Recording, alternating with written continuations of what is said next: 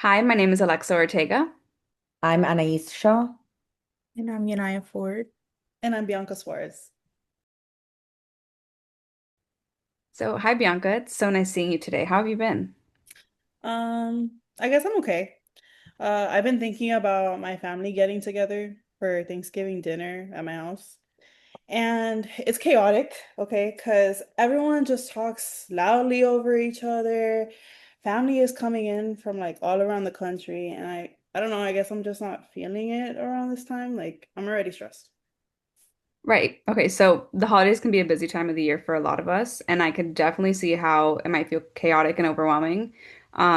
So it can be stressful, but is there anything specific about maybe Thanksgiving or the holidays that might be causing you to feel this way?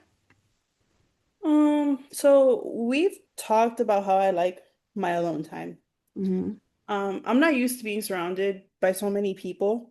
Um, I know I'm going to get bombarded, like I'm going to get overstimulated, I'm going to get asked questions that I don't want to answer. Like when my family starts talking about my love life, it feels like kind of like a reminder that I'm the odd one out. I'd say a majority of my family members already have long-term partners. Hmm. Yeah.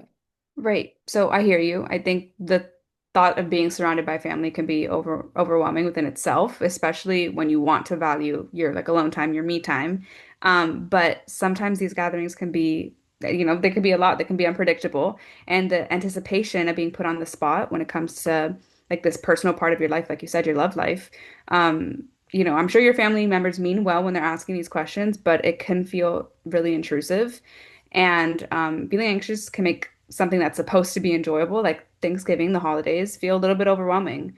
And, it's important that you maybe balance a polite answer to these questions, and you also probably want to protect your own privacy. So what I'm hearing is a part of you doesn't want to disappoint your family, and like maybe another part of you wants your space, but both of these feelings are valid and really understandable. Thank you. Like, I just feel really frustrated with myself, and it feels like everyone around me is in a relationship. Like, I know someone is going to corner me, and it just makes me so anxious. I can't get over it. Right. Well, thanks for being honest with me, firstly. I know how this environment can maybe feel like a reminder of something that you already carry with you, this want to have this relationship. And being surrounded by family members who are in a relationship or talking to someone, whatever it may be, even when you know your timelines are different, you're not in the same place as these people, it can feel like maybe you're supposed to be in the same place. But I want you to know that there's never a set age or time for these things. Right. Like, I have thought about that a lot. I guess I don't know. I guess I just wanted to ask, like, when you start dating, like, are you in a relationship now? Like, how are people even meeting other people anymore? Like, I want to have these experiences, and I don't know. At this age, I feel like I'm doing something wrong. Right. Well, I really appreciate you bringing up this thing honestly, this question honestly, and I want to answer your question in a way that keeps the focus on you and what you're describing right now. So, with that being said, I want to let you know that I don't discuss any details about my life or my own dating life. Not because what you're asking is wrong or because I don't want to answer your question, but I just want to make sure that we center things around you. Your experiences are priority to me, and the questions you're asking, it tells me that you want to create a romantic connection with someone, which is a very normal place to be. We've all been there. And I think that acknowledging that you have this desire to begin a romantic relationship is honestly beautiful. And it's the first step to dating. And I think dating can feel complicated and confusing. Like, Yeah. where am I going to meet somebody? You can meet someone through dating apps now or mutual friends, hobbies, and all these things. But even with all these possibilities, it can be overwhelming. But what matters most is that you can recognize that you have this desire, um, and that eventually, no matter when it is, whatever this timeline may be for you, that you have this desire and you're going to act on it. So I just want to say, as we wrap things up today, I want to ask you, what are some things that you can do to alleviate some of these anxious thoughts that you've been having? Thank you. Honestly, well, I feel like I could start being a little nicer to myself. Mhm. Um, I can tell already that comparison has played like a huge role in my feelings. I think also allowing myself some breaks from Thanksgiving dinner would be good for me. Um, Getting some fresh air at times so I don't need to be present fully could really help me. Mhm.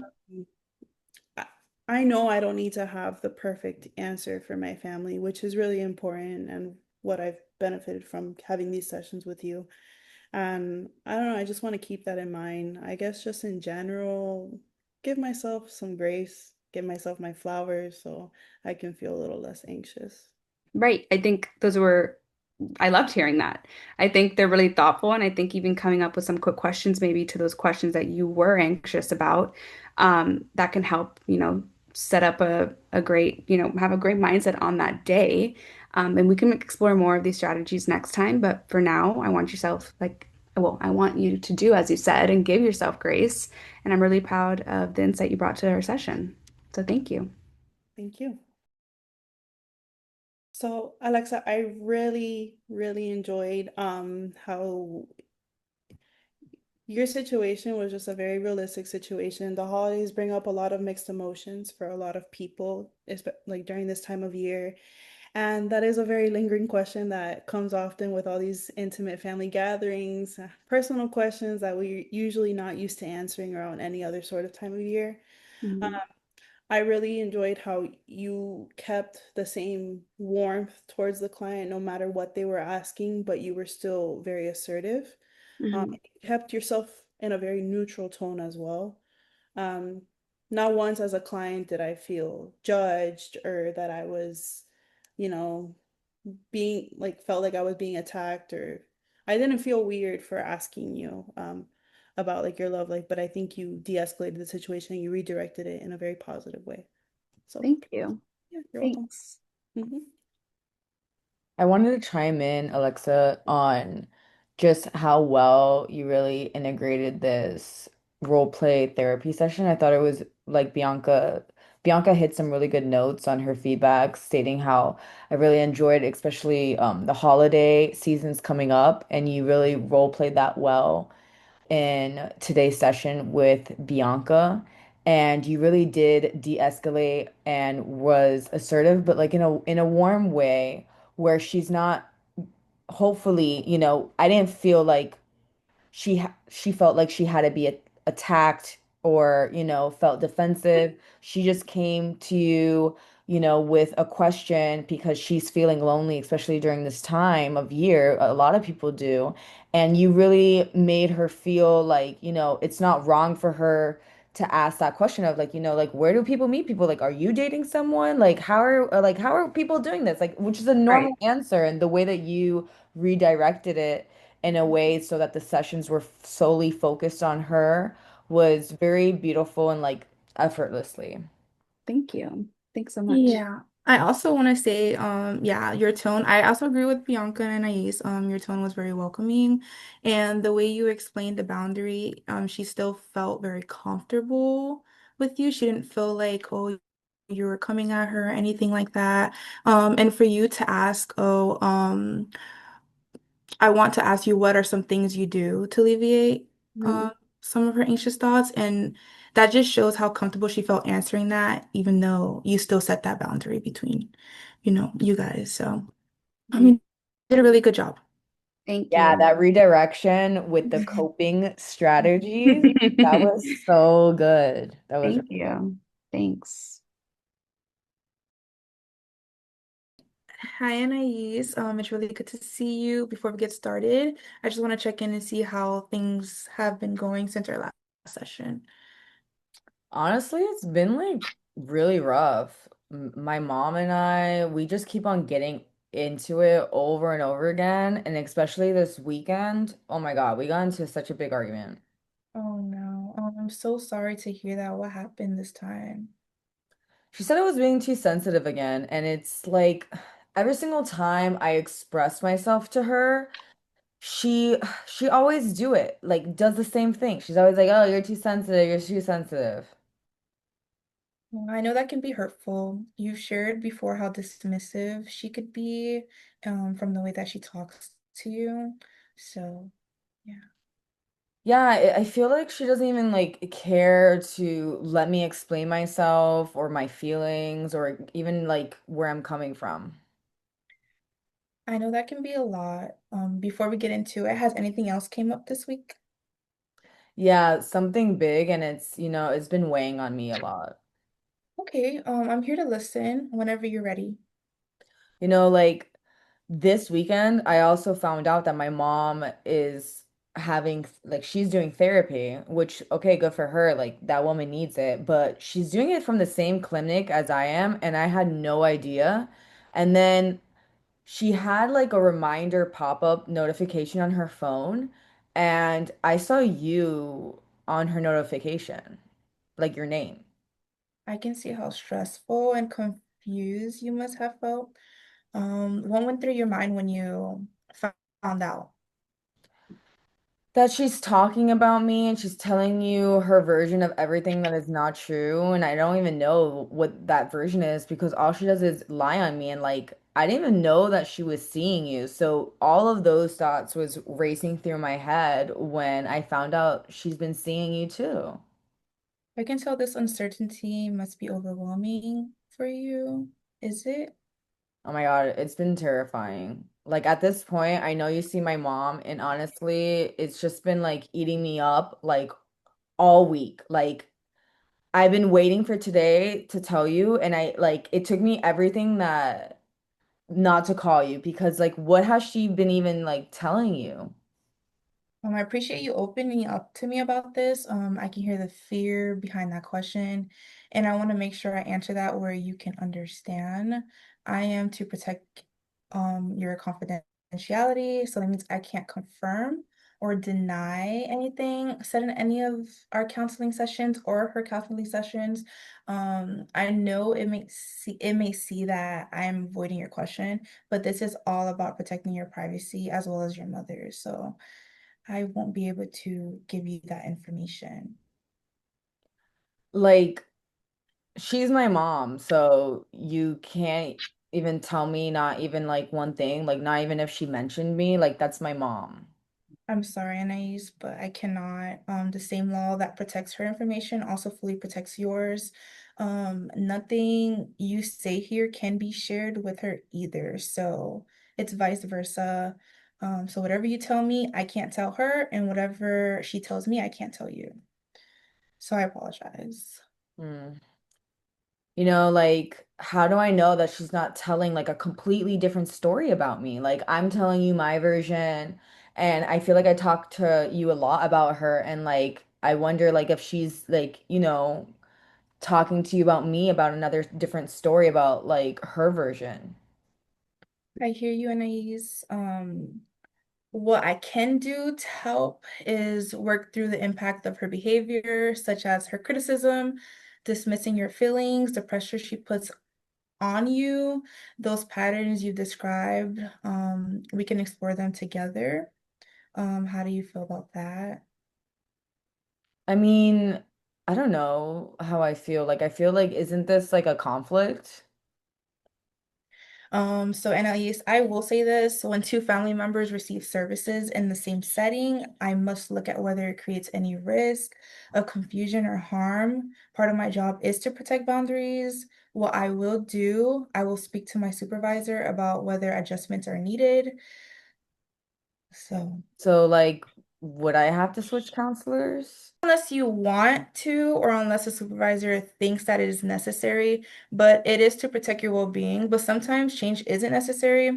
But I will say that a referral does help. Just know our decision is made together. It won't be sudden, so you will know. And me and my supervisor will work together to see what we can do based off of what you feel and what we feel is right as well.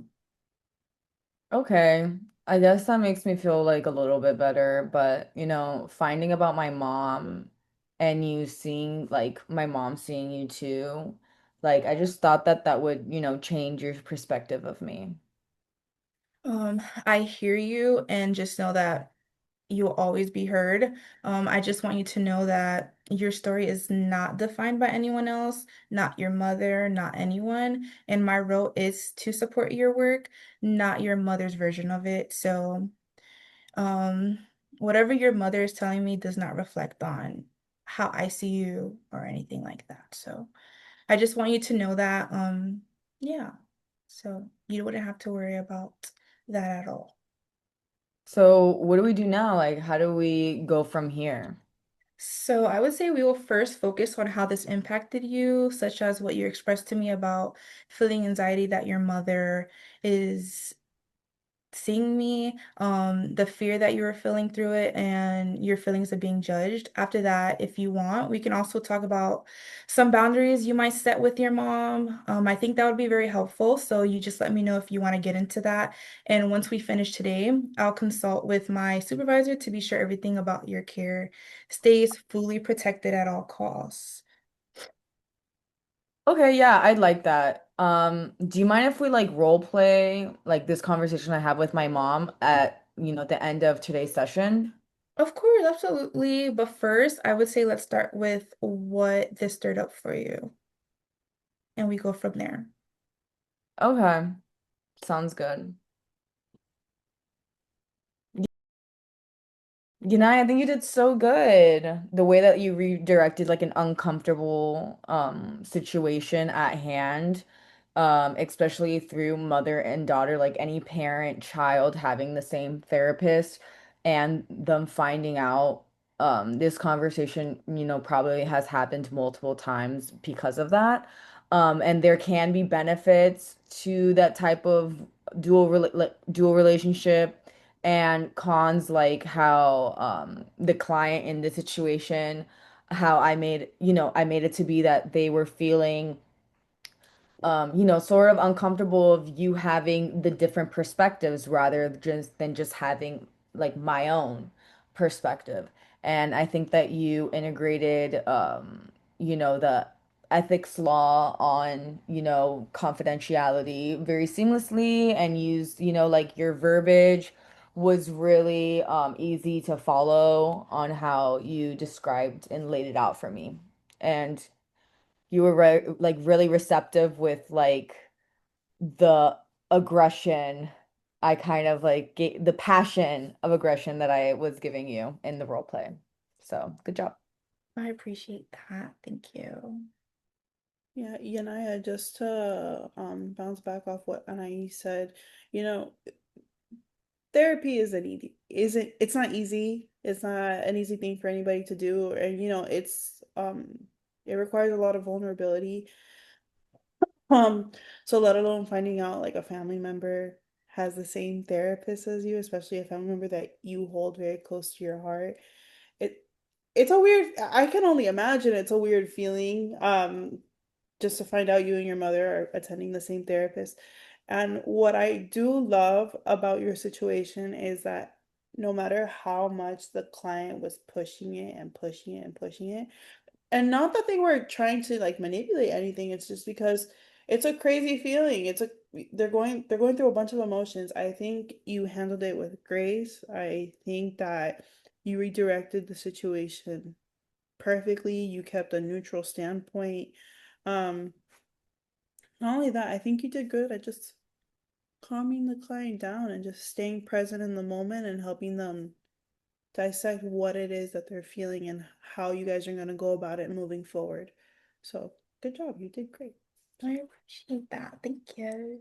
Yeah, I think you did really great to kind of bounce off what Anais and Bianca said. I think it could be kind of like a hard situation, or not a hard, but it's a real situation and it could feel a little bit tough. Um, just knowing, especially since it seemed like mother-daughter relationship, it was something that like it was spoken about a lot, and you might think like, oh my God, are they choosing sides? That's where at least my head would go, like, does my therapist secretly hate me? And does my therapist like, but in reality, it's almost kind of giving more perspective, and you really stood your ground and kind of um like made it known to your client, like, I'm gonna talk to my supervisor about this. This is what it's gonna be, and we'll go from there, which I really enjoyed. It was really Thank great. you so much. Hmm. Thank you guys. Hi, Anaya. How are you doing today? I'm doing much better than I did last session. Following everything that you've gave me, all the paper work that you gave me to help me. It's working. Good, good. I'm glad to hear that. It's really hard to move into a new city, starting a new job to get your career started. So you should really be proud of yourself for that. And I just wanted to touch base. How have you been through like trying to find connections? It hasn't been too good. I feel like now that I'm older, it's really hard finding new friends. So, I've been a little on edge and I've been struggling with it a little bit. So, yeah, but I'm okay. But I do want to ask you something.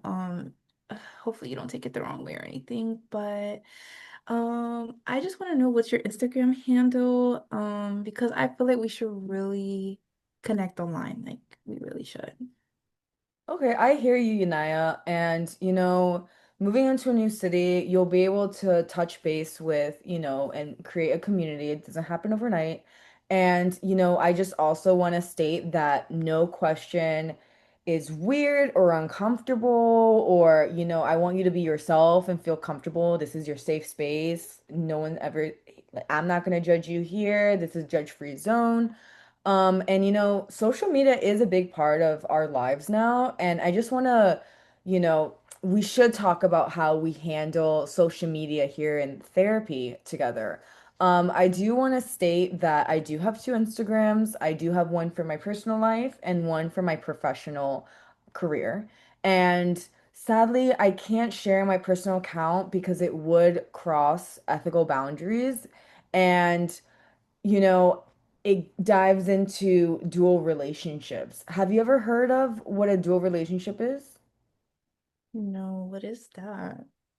It's when our professional and personal sides of our relationship dynamic and how it intertwines because it can actually make our sessions and our therapy work that we go through here today not as effective because a big part of my job is protecting this therapeutic space that I hold for you so that it stays solely focused on you. I mean, I guess, but why would it even be a law though? I'm just trying to stay connected with you. I didn't think it would be such a big deal because you're a big part of my life. That really means a lot, Yanaya. And, about it's less about the law and more about protecting your space. This ethics codes, the ACA ethics codes, it really helps maintain our sessions focused on your progress so nothing personal from my life gets mixed in with yours. And you're more than welcome to follow the professional page that I have for my therapy view self as a therapist for you because you can see the tips that I post. I post like coping strategies and it'd be actually really good for you. I post community events that I host. So if you ever want to come to a sound bowl group session that I hold bi-weekly, you're more than welcome to follow that account to make sure that you can maybe attend to one of those if that interests you. Well, at least I guess I get an Instagram from you. I guess I can message you, and we can video chat through there because I mean, if it's a professional one, then, you know. So that page is solely for clients to follow me to, for my events that I host and the tips like I mentioned and to build a community. And um this is nothing personal, but cannot message or video chat through any social media, like Facebook, any type of social media, Facebook, Twitter, Instagram DMs, any sort of messaging, direct messaging through these social medias, they're not private or secure, so I cannot provide counseling there. So if you ever message me on any of those sites, even if you follow my professional, like when you follow my professional account, if you're interested in following that, if you ever message me through there, I have to redirect you to my counseling line so I can support you and our confidentiality. And I want to make sure that you don't feel like I'm ignoring you by sending that redirecting message. It's solely just to make sure that this space here, when we meet up virtually over, our secure portal or when we meet here in my office, that's where we discuss everything, you know. Well, it's just giving that you don't want to be my friend then. You know, I understand why you feel that way, and keeping this boundary is just staying in our roles as therapist and client. And then actually, this is like on a benefit for you because it won't be as effective if we do intertwine our lives like that. Because virtual life, virtual social media is a sense of, you know, another sense of reality of myself, and so keeping it here on keeping this boundary, it's really important because I'm your therapist, you're my client, and I just want to make sure that um we keep that boundary of that relationship so I can solely just focus on you and your health and your mental health. And so I don't want you to feel like I'm rejecting you in any way. It's just ethical and legal boundaries that I have to set. Yeah, I guess that makes sense. So can you just tell me the name of your professional account then?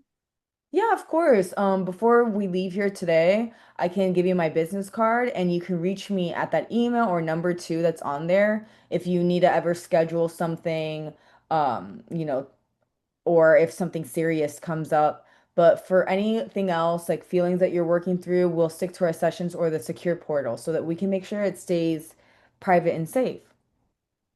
Okay, well, that sounds good. I mean, I get it. Yeah. I wouldn't want anyone to know my stuff either, so I appreciate you explaining that to me. Yeah, and I'm glad that you asked about it though, and I'm really helpful. Th I'm sorry, I'm not, I'm really happy you feel comfortable talking about this. And I look forward to maybe even one of, like, looking forward to you attending one of those events that I host because you can build a community there as well. Awesome. Thank you. So Anais, I think you did really, really good, giving a clear statement and a few of you you did let's start there. You did really good, explaining the ethical boundary. You did it very clearly, very well, in a way that the me as the client can understand. You were very warm and you were validating their feelings with the I hear you. You acknowledge their feelings as well along with it when they started to become offended. Um, yeah, so you did really good explaining dual relationships and the confidentiality that comes with it and making sure that the client stays safe in that process if you were to share your wrote like your personal Instagram with them. So it was really good, explaining the mixing the roles that can create confusion. And yeah, I think you did a really good job explaining everything. And as your client, I felt comfortable and I understood everything very clearly. And I love how you included the ethical codes and the Florida laws as well. I think you did a really good job. Thank you, I appreciate that. I think the same. I also enjoyed how you included like the ethical codes and stuff. It kind of like wrapped everything together and kind of gave her a reason as to why you couldn't share your Instagram handle. And I think I don't know, I think that was a great way and it kind of made me even question like, oh man, that's something I should have added in my own um session. Um, but yeah, I thought I was really good, and it felt like even when Yaniya was kind of, um, I don't think she was like trying to get you upset or anything, but she was being a little bit like sassy and quick. You didn't bite back or anything. It just it felt really natural and like you were trying to prove a point, and it was still you still held a calm tone, is what I'm trying to say. So really great. Thank you. I appreciate the feedback. Yeah, and just to add to that, the client was already struggling with building social support, like, moving to a new place and just trying to build a new life, And I think while you did give her your professional social media, the client still tried to make it a personal thing with saying, oh, I if I'm sad or anything, I can message you through there and like we could chit chat through there. And I loved how you redirected the purpose of your professional social media, because that's definitely a real scenario that can happen to people. And it's to some people, it's really awkward and they don't know how to go about it. And I think this was a perfect example of how to go about such things when, if they do come about.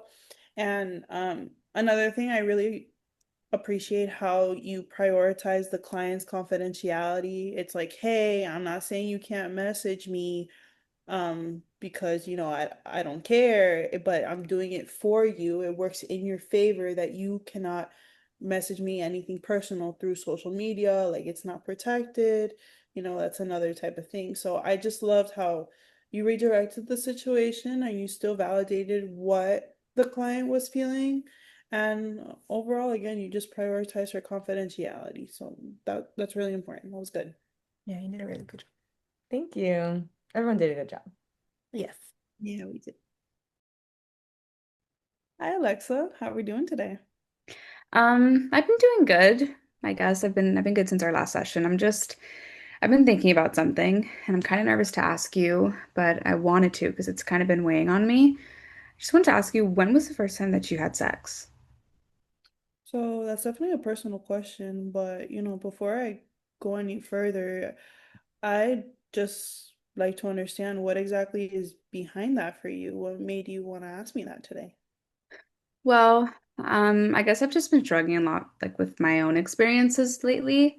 And I feel like everyone around me has had their first time like all figured out, and mine wasn't exactly great, I guess you would say. And I just keep wondering like if people like you, like professionals who like seem to be put together and who are put together, if they've ever gone through anything messy like that. So I don't know. I just thought maybe if I knew your experience, then just help me a little bit and I feel a little less broken. Yeah, of course. So, thank you for sharing that. It just sounds like you're carrying a lot of confusion and shame about your own experience, and you might be looking for reassurance that you're not alone or behind. Yeah, and I think that's exactly it. I don't know what's normal, and I feel stupid even talking about this, but last week when I told you what happened with my ex, you didn't judge me at all, and I guess I was just hoping you'd opened up too, and just so I don't feel like the only one. Yeah, I definitely hear the vulnerability in that, and I appreciate that. I appreciate like the trust that you're showing me. What I'm also hearing is, that part of what made you want to ask me is just a sense of connection and maybe proof that I can relate to you. Does that feel accurate? Yeah, I mean, I don't want to feel like I'm talking to someone who's perfect or who's never struggled with anything. It's just, I don't know. It's just kind of hard, when I'm the only one putting myself out there. Of course, yeah, and that makes complete sense. Opening up in therapy, it can feel really one-sided, especially when you're talking about intimate or painful experiences. Um, I want you to know that I don't share certain personal experiences. Uh, but even though I don't, I do understand what it's like to go through things that are confusing or difficult. Um, and my role here is to make sure that you feel safe exploring your story without feeling compared to mine or anyone else's. Right. Well, I hear that, but you're not going to answer the question. I'm not. And it's not because I don't care about you, Alexa. As your counselor, keeping some boundaries protects our work together. If I were to share my own personal history, it could shift the focus away from your experiences and the support that you deserve. Boundaries like this help us keep the space centered on you, your healing, and what you need right now. Well, yeah, I guess that makes sense. I don't know. I didn't want to feel embarrassed or like, I don't know, what I told you was weird or something. Right. So I want to reassure you on one thing. Nothing you shared is too much or too weird for this space, ever. Okay. And you're not alone. And even if your experience wasn't exactly what you hoped for, it definitely doesn't define your future relationships. Right. I don't know. I think it just really messed with my head and I just keep replaying it and I wonder if I should have waited or if I should have just done something different. Yeah. It sounds like there's just a lot of self-blaming coming up for you and maybe some hurt too. Instead of focusing on my story. which I won't answer, which it won't answer the questions that you're holding, really. I'd really like to understand your experience better. And so my question to you is, what part of that memory feels the heaviest for you right now? Um, I guess it's probably that I didn't feel ready, but I went along with it anyway, and now I keep thinking something's wrong with me because I didn't stop it. Right, right. So first of all, thank you for trusting me with that. And what you're describing is something that many people struggle with. Excuse me. You know, the feeling of being pressured or unsure or disconnected from what like they really needed in the moment. So, this might be a really important place for us to, slow down and talk about consent and boundaries and what feeling ready actually looks like for you moving forward. Right. And, I think I needed that. I don't want this to keep affecting my relationships. Yeah, no, of course. I'm really glad you said that because that's something we could definitely work on together. So now let's shift our focus from to let's sh shift our focus from to what could help you feel empowered, respected, and safe in future relationships. Like, where would you like to begin? So we can talk about things like boundaries or healing from the past or communication with partners, whatever feels supportive feels most supportive for you right now. I think maybe boundaries. I guess I just feel like I don't really know how to set them. Sure, perfect. So, that's a meaningful and courageous place to start, and let's start working on that today. Okay, Bianca, I think you did really good. I think that was awesome. I felt as the client that I wasn't scared to ask you these questions, and I feel like I was even pushing you a little bit, and you weren't giving in at all, which is awesome. If anything, you were redirecting me. I found that to be really important, and I didn't feel I wasn't scared to ask you anymore. Like even when I felt like you were pushing, it was still in a respectful way. It didn't feel like you were being hateful or you were, um, I don't know. I guess I felt still accepted, which is what I think a client should feel. So I think that was really, really great on your part. So thanks. Okay, thank you. Yeah. Mhm. I'll also say something. I loved how you reassured her, with her asking that question, especially it being it's such a vulnerable question or such a personal question.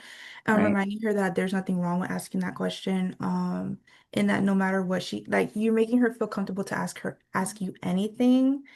And I love how you validated her, even though she kept asking you things like that.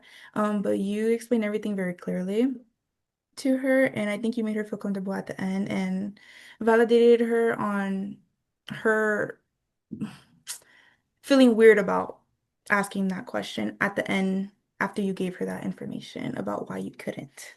That makes sense. Yeah, for sure. Thank you for your feedback. Thank you. I appreciate it. I loved the way that you made sure that she knew that like no question was weird or off-putting or uncomfortable. It really because when a client says something inappropriate, right? Like or asks something inappropriate and as a counselor you have to redirect, it can kind of shut down the client sometimes. It may shut down the Yeah. client sometimes in like maybe asking an uncomfortable or weird question in the future and you validating her in that way really presented it like, hey, listen, just because I can't, there's nothing ever weird, but just because I can't answer this question doesn't mean that any other question might be unethical or, illegal to ask your counselor crossing that boundary. So the way that you redirected that was, I'm going to use the word effortlessly again. Mm. Yeah, it was really good. Thank you for your feedback. I Yeah. appreciate Yeah, very Um, good.